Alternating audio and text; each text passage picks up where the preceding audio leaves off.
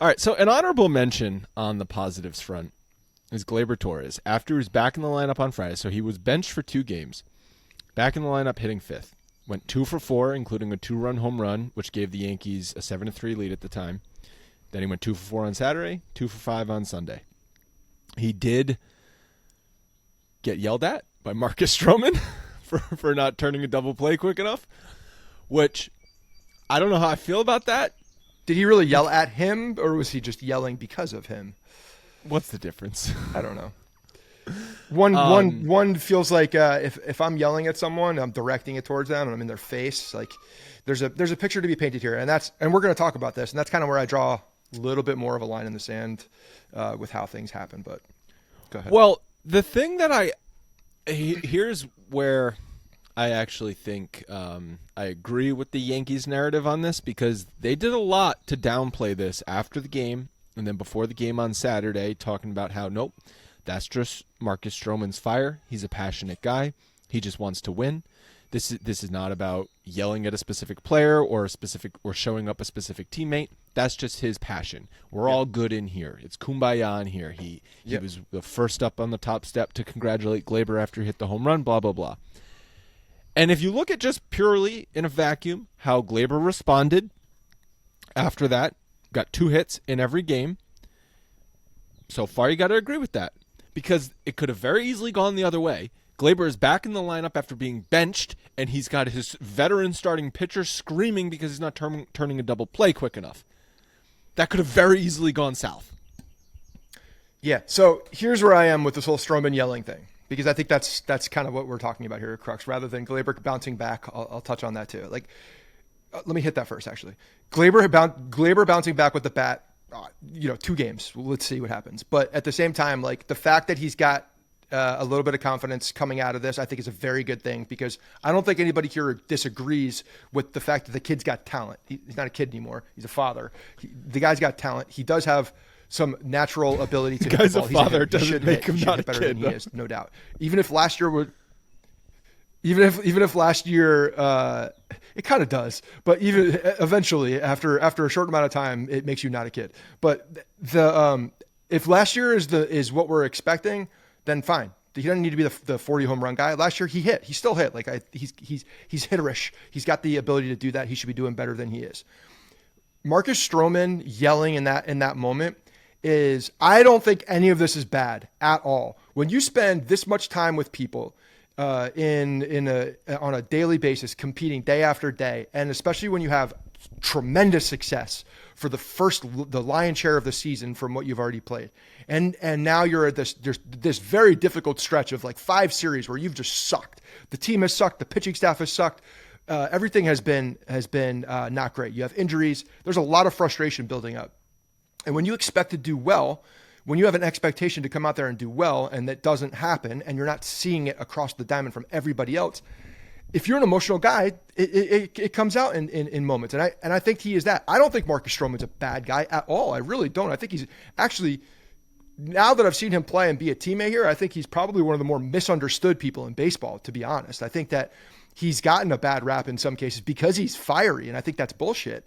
I think that when he wears his emotion on his sleeve, which I absolutely love. I have no problem with guys focusing their energy to be expressed in the way that they act out. Now, if he were to do this time and time and time again, then it would be a problem. But what happened? This was to me, this is the biggest story here. What happened? He found composure, whether it was within himself or you saw Judge over there talking to him about whomever. There's a lot of speculation in what they were talking about. But he was the first guy up there. And that wasn't a week later. It wasn't a month later. It wasn't 2 days later. It was right afterwards. He realized that he let the emotions get the best of him in a moment, and it was directed in a bad way, and it didn't look good. And he acknowledged all of those things, saying it wasn't good. I shouldn't have done that. And immediately squashed it. Immediately went over to Gleyber and, they squashed it. And it was really just an emotional release from him.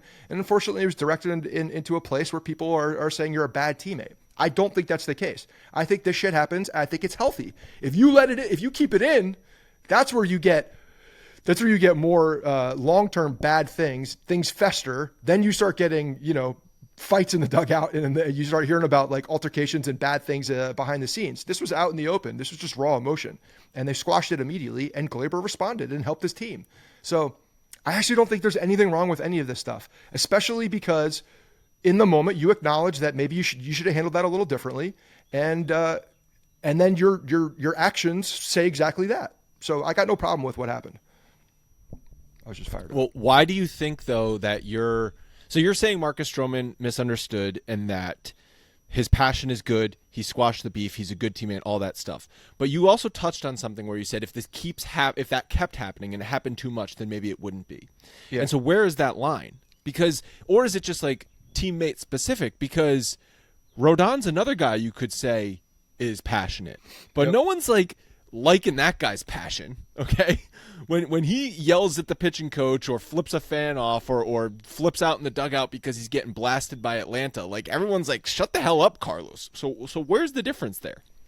Well, certainly optics are one thing. Like, I think Rodon he wears emotion about his own frustrations, and that gets, he hasn't really, directed it at a teammate necessarily. Like I know there was something with the pitching coach, but I think that was just him being frustrated and I don't think it was anything at the pitching coach. I just think like he don't talk to Carlos right now type of thing. Carlos is angry. Don't talk to Carlos. This is what he said to the pitching coach. Yes. And then performance absolutely matters. 100%. Performance matters. Marcus Stroman is a gritty. And expectations matter. Marcus Stroman. Contract matters. Money, you're right. The contract matters. 100%. It's not like Marcus Stroman's not getting paid well. He is. He's getting paid well. But he's also done well. He's also grinded out pitch starts. He's grinded out when he's not been great, he's done well. And I think that is, from a fan's perspective, like that does go a long way. Carlos Rodon feels like a spoiled little brat sometimes who's getting paid a ton of money. And then when things don't go his way, he starts yelling at people. Yeah, well, Carlos was signed as a 6-year deal to be the number 2 pitcher behind Garrett Cole. Marcus Stroman was signed on a 2-year deal to fill the depth of the rotation. Those are two different expectations. 100%. And Marcus Stroman, I think that people have seen him be fiery. Like he's been that guy. He's not new to New York either. Like he was across the city in Queens for a bit too. It's like we're familiar with your game. Carlos Rodon, just I don't know, comes out, dude. When you suck and you have a mustache like that and you're yelling, I don't know what to tell you. It doesn't look good. I want to touch on his start in a second, but the last thing I want to say about Gleyber, I was texting our group chat with Neil and Frank. Because Frank is falling for the bait that Gleyber's back, right? Like, well, we got Gleyber back. He's because got we want to fall for the bait. You want to fall for the bait, and the Yankees need it. But this is par for the course with Gleyber. He gets benched, so that's essentially him getting punished, and I equated it to a toddler. My son starts tackling Lucy, who just turned 1, and he's 3, and he's huge. He tackles Lucy. I yell at him. He doesn't tackle Lucy for the next 10 minutes. Minute 11 rolls around, he's body slamming Lucy again. Okay? So Gleyber right now, we're in the 3-game stretch. It's that first 10 minutes. Okay? He just got benched and he's focused. He's focused. So let's just see where this goes. Okay? Prove me wrong, Gleyber. Prove me wrong. Please, because the Yankees offense needs it. Because I'm a few years ahead of you with the little boy, let me tell you what happens next. Granted, Kemp doesn't have a sibling, but you're going to tell him, hey, Harrison, stop tackling. And he's going to tackle one more time after you say that. One more time, right after you say it. And you're like, I just told you that. Why did you just do it right after I said it? And then he'll lay off for a bit and then he'll go tackling. But the one more time just to like twist the knife will happen. Yeah, just like, oh, I'm going to be a dick one more time right after they said that thing. That's what's going to happen. So yeah, Gleyber, we'll see what happens. But I believe that Gleyber has talent. Sometimes he doesn't know how to harness it. Sometimes it leaves his body. But I believe Gleyber has talent too. Okay, if Gleyber was talentless, no one would care that he sucks. Yeah. But the fact that he is capable of being an all-star level player and he's not is the frustrating thing. 100%. You're right. You're absolutely right. This goes back to like any player who has some Michael Pineda, vibes if here. If you suck, like, you suck, okay? I'm not going to get mad at Phil Bickford for sucking. That's on Brian Cashman, okay? Right. Phil Bickford is a journeyman AAA pitcher, and he's pitching in the Yankees bullpen right now. But when Gleyber Torres when Gleyber Torres was a highly touted prospect and an all-star early in his career, and he just hasn't been able to consistently do that again. It sucks as a fan. I think also when they show you something that they're not, and they have if you have an outlier career year early, that's really tough for a player, because if you're not that guy and you show it early, now you're trying to live up to being that guy, but you kind of know you're not that guy. But it wasn't just 1 year with Gleyber, and it wasn't like he was a late round draft pick and surprised everyone through the minors. This was a highly touted, highly ranked prospect who, in his first 2 years in the big leagues, was one of the best second basemen in baseball. Shortstops. And no, he was a second baseman when he first came up, and then he went to shortstop, and then he came back. Yeah, you're right. Yeah, because Didi was there. Yeah. Okay, so listen, is that the real Gleyber? No, I guess it's not, because we've come to find out it's not. But it's not like he had one Brady Anderson year and that's it. Why you gotta bring a steroid year into this?